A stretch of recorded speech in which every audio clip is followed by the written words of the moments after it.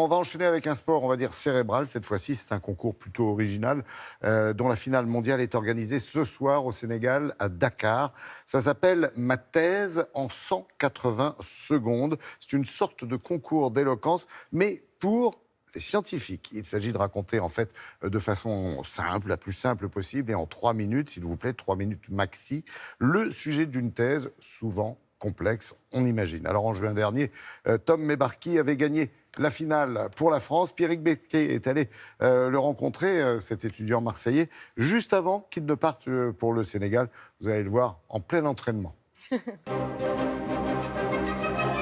Marseille, plage du Prado.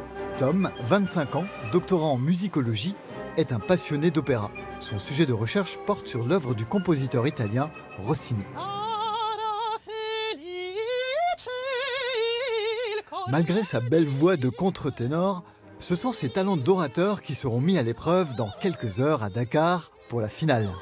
En fait, l'idée, c'est de résumer ses recherches ou une partie de ses recherches en 3 minutes, 180 secondes de top chrono, pas une de plus, pas une de moins, et de rendre ça accessible à un large public, même des gens qui ne sont pas de la discipline.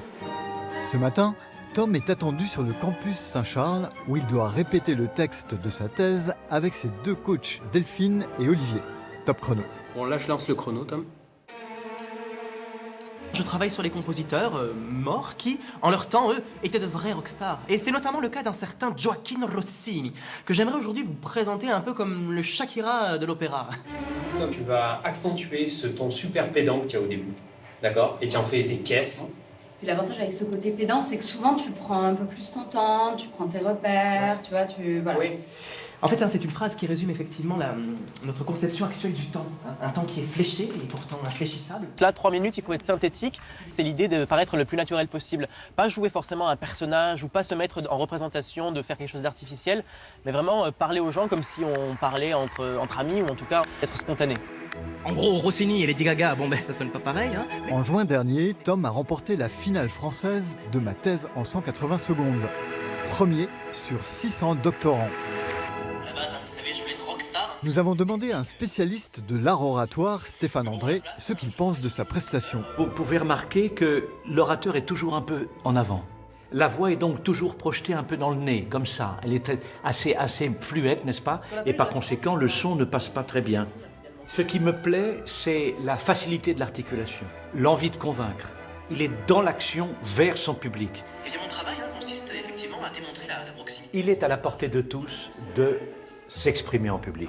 Le regard est d'abord la première chose. Chaque fois qu'on va parler à quelqu'un, où que ce soit, on commence par le regarder, pour s'impressionner de lui avant de l'impressionner à son tour. Nous retrouvons Tom dans les allées du CNRS à Marseille, où il poursuit ses recherches en musicologie. Alors ici, on est dans une salle qui s'appelle une salle anéchoïque. Et le principe, c'est vraiment de rendre neutre l'acoustique, de la neutraliser vraiment.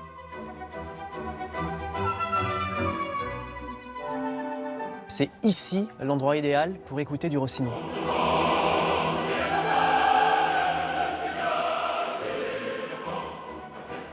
Qu'est-ce que vous attendez de cette finale? C'est une chance, j'avoue. Moi, mon projet professionnel, ce serait vraiment d'enseigner. Parce que la recherche, c'est bien, mais il faut aussi savoir la partager. D'où pour moi l'intérêt de ce genre de concours.